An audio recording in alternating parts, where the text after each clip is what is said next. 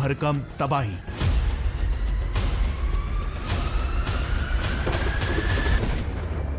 Indian Meteorological department के साइंटिस्टों ने पहले ही वार्न कर दिया है कि 2024 का अंत और 2025 की शुरुआत हद से ज्यादा ठंडी होने वाली है। Met Department is predicting a harsh winter ahead. There are forecasts of the La Nina effect having a big impact. क्योंकि तापमान असामान्य रूप से घटने वाला है और इसी से बचने के लिए गवर्नमेंट ने भी नागरिकों को इस बारे में पहले से ही चेतावनी दे दी है। La Nina effect is having an impact, meaning shifts in wind circulation patterns leading to more rains and snow. La Nina effect. La Nina effect. La Nina. La Nina. La Nina. La Nina effect.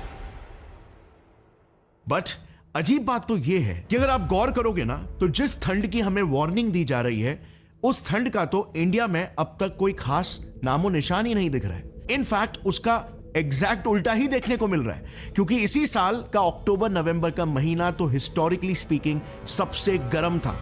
इस साल का अक्टूबर तो 1901 के बाद से आज तक का सबसे गर्म अक्टूबर था और नवंबर नॉर्थ इंडिया का सबसे गर्म नवंबर। तो क्या वाकई में इस साल ला नीना वो तबाही लाएगा जिस बारे में साइंटिस्ट हमें वार्न कर रहे हैं?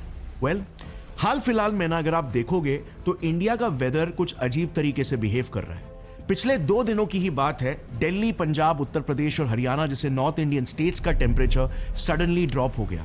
मगर दूसरी तरफ साउथ में तमिलनाडु, केरला, कर्नाटका, पौंडीचेरी और इवन बे ऑफ बंगाल के अराउंड स्टेट्स में रेड अलर्ट जारी कर दिया गया था, फेंगोल नाम के एक तूफान के डर से जो ऑलरेडी संडे रात को 2 बजे तमिलनाडु के बॉर्डर को क्रॉस कर भी चुका है। मतलब इंडिया लिटरली 2 भागों में बंट चुका है। एक तरफ जहां पर नॉर्थ इंडिया में हार्डकोर टेम्परेचर फ्लक्चुएशंस हो रहे हैं, वहीं दूसरी तरफ साउथ इंडिया बारिश और बाढ़ के चलते डूब रहा है। But it doesn't stop here. दुनिया के दूसरे कोने में थोड़ा सा जूम करते हैं तो वहां पर ना पूरा का पूरा उल्टा ही किस्सा चल रहा है। साउथ अमेरिका जल रहा है। रिपोर्ट्स के हिसाब से ऐसा इतिहास में पहली बार हो रहा है कि करोड़ों एकड़ों के जंगल, जस्ट इमेजिन, करोड़ों एकड़ों के जंगल आग की चपेट में है, जिसमें अमेज़न रेन फॉरेस्ट भी शामिल है। यह तस्वीर देखना ब्राजील के साओ पोलो शहर की है। फॉरेस्ट फायर्स की वजह से क्या हाल हो गए। Sao Paulo, Peru, Bolivia, Brazil, Colombia और कई सारे साउथ अमेरिकन देश लिटरली जल रहे हैं। पर इन फायर्स के पीछे का सबसे बड़ा कारण है सूखापन, यानी कि फैमिन। नॉर्थ अमेरिका की भी अगर बात करें तो वहां पर भी हालत कुछ खास नहीं है। लॉस एंजलिस और कनेटिकट के आसपास काफी भयानक बुश फायर्स हो रहे हैं जो अब तक आसपास के 100 एकड़ जमीन को जलाकर खाक कर चुके हैं। कैलिफोर्निया को तो एक बॉम्ब साइक्लोन जैसे खतरनाक तूफान ने लिटरली अंधेरे में ढकेल दिया है। जगह जगह पर पावर आउटेजेस हो रहे हैं और कुछ जगहों पर तो फेटालिटीज तक। अब जरा ध्यान से समझना, ये घटनाएं दुनिया के 2 अलग अलग कोनों में एक ही वक्त पर होते हुए जरूर दिखाई दे रही है, बट पता है ये सारी घटनाएं आपस में कनेक्टेड है। इन सभी घटनाओं के पीछे एक ही कनेक्शन है, द ला नीनिया इफेक्ट, और द ला नीनिया आ चुका है। सो आखिर ये ला नीनिया होता क्या है? क्यों हर जगह पर इस ला नीनिया की ही बातें चल रही है? इसका इन सारी अनकनेक्टेड लगने वाली घटनाओं के साथ क्या कनेक्शन हो सकता है? और यही ला नीनिया आगे जाकर इंडिया में क्या तबाही लाने वाला है? वेल, चलिए ब्रेक डाउन करते हैं इस कॉम्प्लिकेटेड से कम समझ में आने वाले कॉन्सेप्ट को आसान शब्दों में और ढूंढते हैं इन्हीं सवालों के जवाब, one step at a time, starting with what exactly is La Nina. So well friends, एकदम आसान भाषा में अगर बताऊं ना तो ला नीनिया प्रकृति का एक ऐसा परिवर्तन यानी कि बदलाव है जिसमें पैसिफिक ओशन के एक साइड के देशों में भारी बारिश और बाढ़ आने लगती है तो उसके ऑपोजिट साइड के देशों में सूखा पड़ने लग जाता है। यानी कि एक साथ एकदम ऑपोजिट घटनाएं पैसिफिक ओशन के ऑपोजिट साइड वाले देशों में घटने लगती है। और बॉम्ब साइक्लोन्स और फायर्स जैसे डिस्ट्रक्टिव घटनाएं तो जो अभी अमेरिका में हो रहे हैं ये तो बस इसका एक बाय प्रोडक्ट है। पता है 1950 से लेकर 2023 तक कुल मिलाकर 25 बार हमें ला नीनिया को भुगतना पड़ा है और इसमें से 7 बार तो हालत इतनी बुरी बन गई थी कि पूरे इंडिया भर की फसल बाढ़ और ठंड की वजह से तबाह हो गई थी और भूखमरी की वजह से लाखों लोगों की मौत हो गई।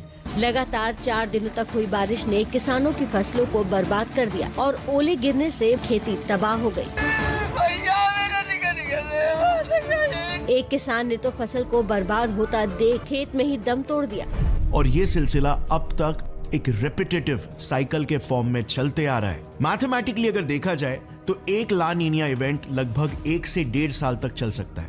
बट 1973 में वर्ल्ड मीटियोरोलॉजिकल ऑर्गेनाइजेशन के अर्थ साइंटिस्टों ने कुछ अजीब ऑब्जर्व किया, the rarest of the rare, a triple dip La Niña.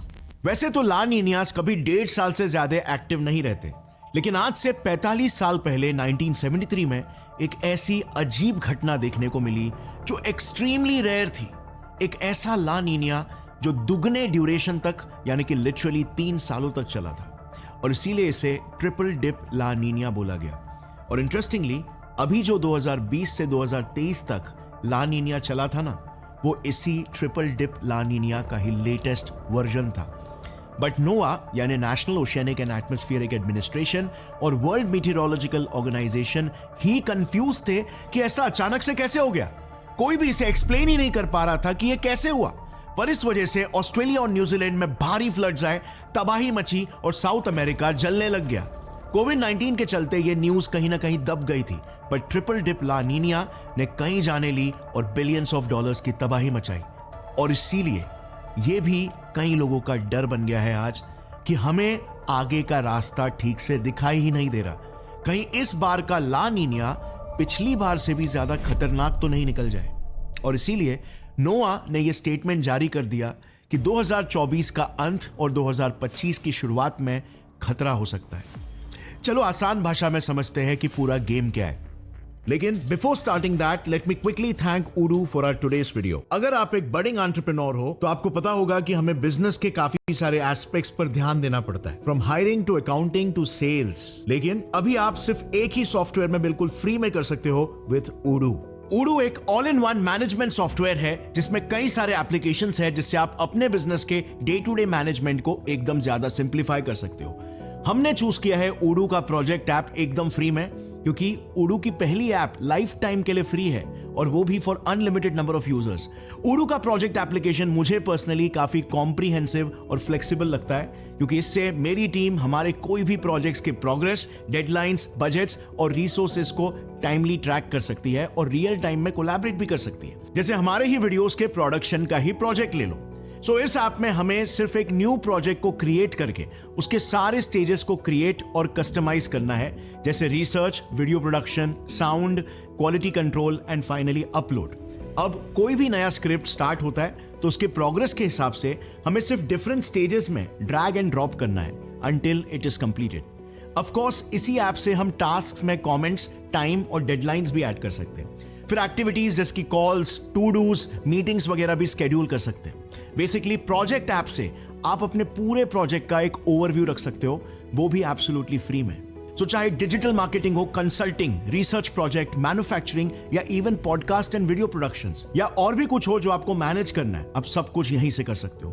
Hosting और सपोर्ट भी यहां पर लाइफ टाइम फ्री और अनलिमिटेड ही रहेगा, और बाकी एप्स का एक्सेस आपको सिर्फ 580 रुपीज के सब्सक्रिप्शन पे मिल जाएगा। लिंक मैंने नीचे डिस्क्रिप्शन में डाल दिया है। अब वापस से लौट आते हैं हमारे वीडियो पर। देखो, पैसिफिक ओशन दुनिया का सबसे बड़ा महासागर है, राइट? ये लिटरली पृथ्वी की सतह का 1/3 हिस्सा है। इतना बड़ा एरिया होने की वजह से ये दो चीजें, नंबर 1 हमारे क्लाइमेट और नंबर 2 टेम्परेचर्स को स्ट्रांगली इन्फ्लुएंस करने की ताकत रखता है। अब साइंस एकदम सिंपल है। हमारी पृथ्वी गोल घूमती है, राइट? पर क्या पृथ्वी का एक एक भाग इक्वली सेम स्पीड से गोल घूमता है?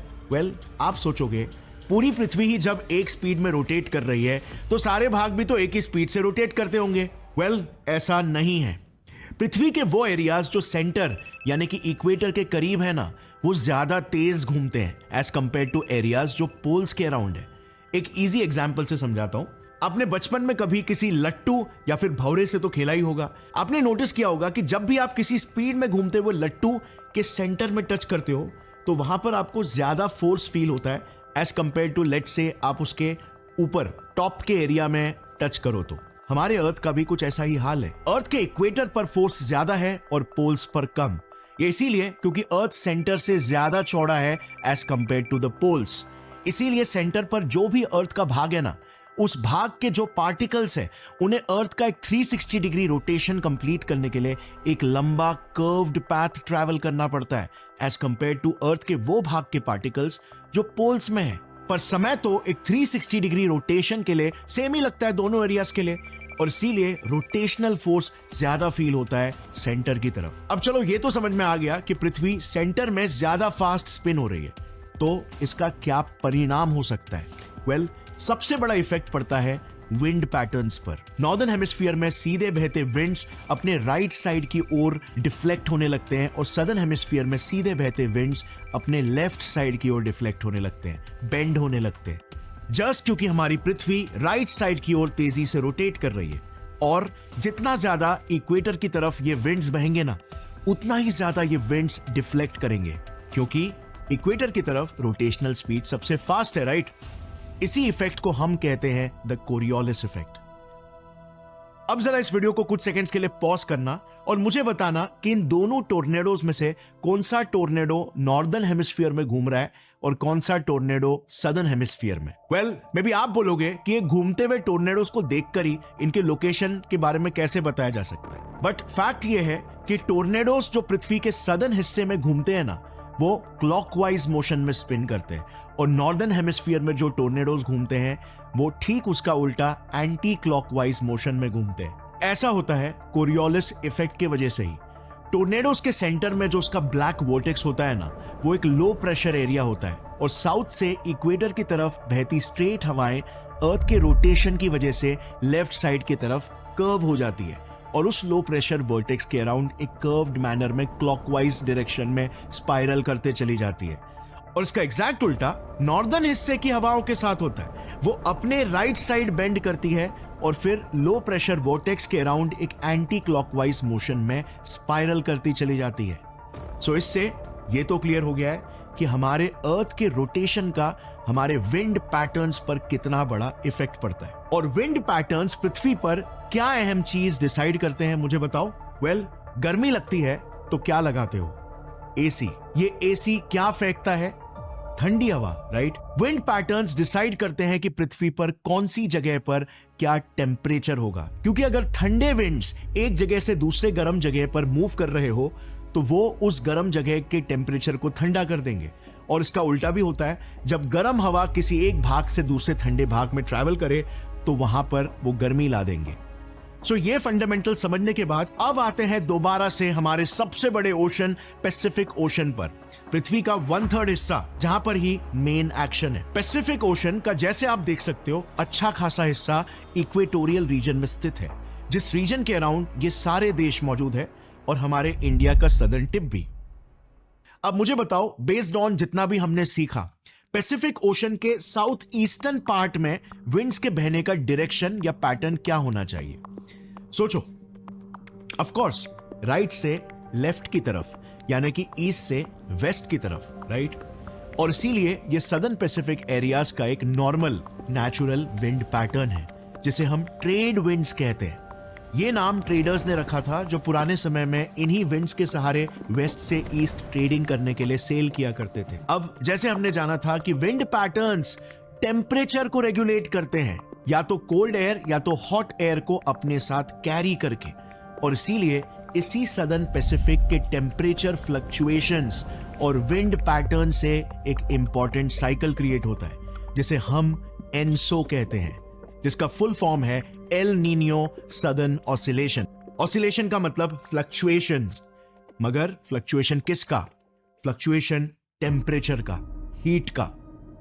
एनसो साइकिल पृथ्वी पर सबसे strongest year two year climate fluctuations cause करने वाला साइकिल है, इसीलिए इसे ध्यान से समझना। एनसो का पूरा साइकिल ना 3 फेजेस का है और 3 से 7 सालों तक चल सकता है, जिसमें फेज नंबर 1 न्यूट्रल फेज होता है, फेज नंबर 2 एल नीनियो का फेज होता है, और फेज नंबर 3 ला नीनिया का फेज होता है। इसमें न्यूट्रल फेज अकेले उतने समय तक रहता है जितने समय तक एल नीनियो और ला नीनिया फेज कंबाइंड रहते हैं। सो चलो समझते हैं ये फेजेस कैसे क्रिएट होते हैं।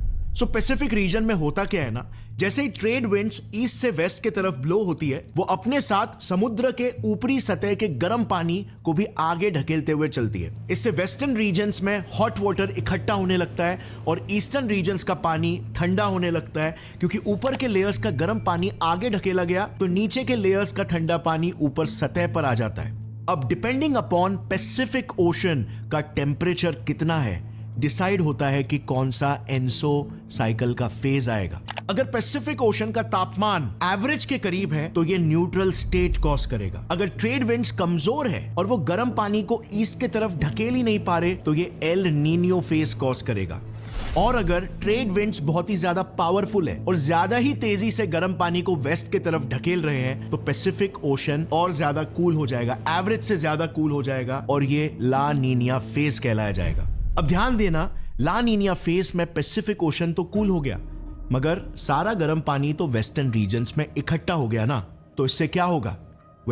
इससे इन रीजन्स में एक हाई प्रेशर जोन बन जाएगा, एक ऐसा जोन जो तेजी से अपनी तरफ बारिश के बादलों को अट्रैक्ट करने लगेगा। और एग्जैक्टली उसके ऑपोजिट साइड में यानी कि अमेरिकाज में ये कोल्ड वाटर्स की वजह से लो प्रेशर जोन क्रिएट होगा जो बादलों को दूर भगाएगा और सूखा कॉज करेगा। इसीलिए La Nina India, Indonesia, Malaysia, Philippines, Thailand जैसे वेस्टर्न पैसिफिक देशों में तेज बारिश लाता है, तो वहीं पर अमेरिकाज में यह सूखा और ठंडा मौसम क्रिएट करता है। सो अब आपको समझ में आ रहा होगा कि इंडिया के साउथ में बिन मौसम की बरसात आज के तारीख में क्यों हो रही है, तूफान क्यों आ रहे हैं और ये बाढ़ क्यों ला रहे हैं। 2024 में इंडिया ऑलरेडी 3 मेजर साइक्लोन्स को फेस कर चुका है जिससे अभी भी हम पूरी तरीके से रिकवर नहीं कर पाए। हमने खतरनाक साइक्लोन्स देखे जैसे साइक्लोन रेमाल जो मई 24 से मई 28 तक चला ओडिशा में, जिसने 84 लोगों को मार दिया, 2500 घर बर्बाद कर दिए और जिस वजह से 1 लाख लोगों को रेस्क्यू करना पड़ा, शिफ्ट करना पड़ा। दूसरा मेजर साइक्लोन था साइक्लोन आसना जो अगस्त 25 से सितंबर 3 तक मध्य प्रदेश में चला, 50 लोग मारे गए और 40,000 लोगों को रेस्क्यू किया गया। तीसरा बड़ा साइक्लोन था साइक्लोन दाना जो अक्टूबर 24 से 25 तक ओडिशा वेस्ट बंगाल में चला, जिसमें गवर्नमेंट ने सही समय पर एक्शन तो ले लिया जिस वजह से सिर्फ 4 ही कैजुअलिटीज हुई मगर 8 लाख लोगों को इवैक्यूएट किया गया और 5,800 घर बर्बाद हो गए। और इवन अभी जस्ट लेट नवंबर से ही इंडियन मीटियोरोलॉजिकल डिपार्टमेंट साइक्लोन फेंगोल के बारे में वार्न कर रही है सदर्न स्टेट्स को, जैसे तमिलनाडु, कर्नाटका, केरला, पौंडीचेरी और इवन बे ऑफ बंगाल के अराउंड के रीजन्स में भी काफी सारे अलर्ट्स इशू किए गए हैं। At least 3 people died in rain-related incidents as Cyclone Fengol passed through South India. Breaking updates now pouring in. Cyclonic storm Fengol over southwest Bay of Bengal is just about 210 kilometers southeast of Chennai. It's been issued across several parts of Tamil Nadu as Cyclone Fengol forms over the Bay of Bengal. It is likely to make landfall today close to Puducherry with wind speeds up to 90 kilometers per hour. हमें फ्लडिंग्स, मडस्लाइड्स, landslides और cloud burst की warning दी जा रही है और जब तक ये वीडियो लाइव हो जाएगा कितने इंसिडेंट्स तो ऑलरेडी घट भी चुके होंगे। और ये साइक्लोनिक और फ्लडिंग वाले इवेंट्स सिर्फ इंडिया तक ही सीमित नहीं है, हाँ, बल्कि बाकी के वेस्टर्न पैसिफिक रीजन के और भी कई देश है जैसे इंडोनेशिया, फिलीपींस, मलेशिया, इनमें भी सिमिलर घटनाएं देखने को मिली है। इंडोनेशिया ने भी इस बार कई बहुत ही भयंकर फ्लड्स का सामना किया है। एक तो जस्ट अभी लास्ट वीक ही सुमत्रा आइलैंड में घटी। इन घटनाओं के पीछे भी ला नीनिया का ही इन्फ्लुएंस है। In Indonesia, heavy flooding on Sumatra Island has left 2 children dead. Some 24,000 people have been forced to flee their homes. Torrential rainfall hammered the island for days. Rivers caused to burst their banks and sending the water levels surging in the residential areas. World Meteorological Organization के scientist के calculations के हिसाब से Indonesia 2050 तक तो डूब जाएगा क्योंकि उसके आसपास का सी लेवल बहुत तेजी से बढ़ रहा है, लगभग 10 सेंटीमीटर पर ईयर, और ये सब बस अकेले ला नीनिया के ही वजह से। दूसरी तरफ दुनिया के दूसरे कोने में ला नीनिया अलग ही प्रॉब्लम्स क्रिएट कर रहा है। साउथ अमेरिका में सूखा पड़ गया है और वो लिटरली जल रहा है और ये कोई एग्जैजरेशन बिल्कुल नहीं है। ये तस्वीर देखना, यह ब्राजील के एक शहर साओ पोलो की दिन की एक तस्वीर है। जंगलों में लगी आग के धुएं की वजह से ये हाल हो गया है। होगा क्यों नहीं, 32 लाख एकड़ के जंगल ब्राजील में आज के तारीख में जल रहे हैं। साउथ अमेरिका के अकेले बोलिविया देश में 1.7 करोड़ एकर्स के जंगल जल रहे हैं। पैराग्वे में लगभग 5 लाख एकड़, अर्जेंटीना में 1 लाख एकड़। ऐसे कई साउथ अमेरिकन देशों का यही हाल है। कई एनवायरमेंटल एक्सपर्ट्स ये कह रहे हैं कि अमेज़न रेन फॉरेस्ट का लिटरली 25% हिस्सा तबाही में है, जिससे ये रेन फॉरेस्ट पृथ्वी का जिसे लंग्स कहा जाता है ना, एक ऐसे पॉइंट तक पहुंच चुके हैं जहां से वापस रिकवर कर पाना एक्सट्रीमली मुश्किल होने वाला है। अब वापस से आते हैं इंडिया में। इंडिया में कई सारे न्यूज रिपोर्ट्स ये बोल रहे हैं कि इस साल बहुत ही खतरनाक ठंड होने वाली है, right? In fact Indian Meteorological Department का खुद का ये कहना था सितंबर तक। And one of the reasons were because La Nina की वजह से नॉर्दर्न बेल्ट में प्रेसिपिटेशन बढ़ जाता है। सो नॉर्दर्न बेल्ट में वैसे ही ठंडी होती है और साथ में प्रेसिपिटेशन भी बढ़ जाए तो टेम्परेचर काफी ठंडा हो जाएगा। बट यू नो व्हाट, अभी जस्ट 2 दिसंबर को ही लेटेस्ट अपडेट आया है उनके तरफ से ही कि वी वर रॉन्ग। दिसंबर महीना भी वार्म ही रहने वाला है और शायद से पूरा का पूरा विंटर भी वार्म ही गुजरेगा। और यही है गाइस मेरे इस वीडियो का सबसे बड़ा कंसर्न और साथ ही दुनिया भर के क्लाइमेट साइंटिस्टों का भी।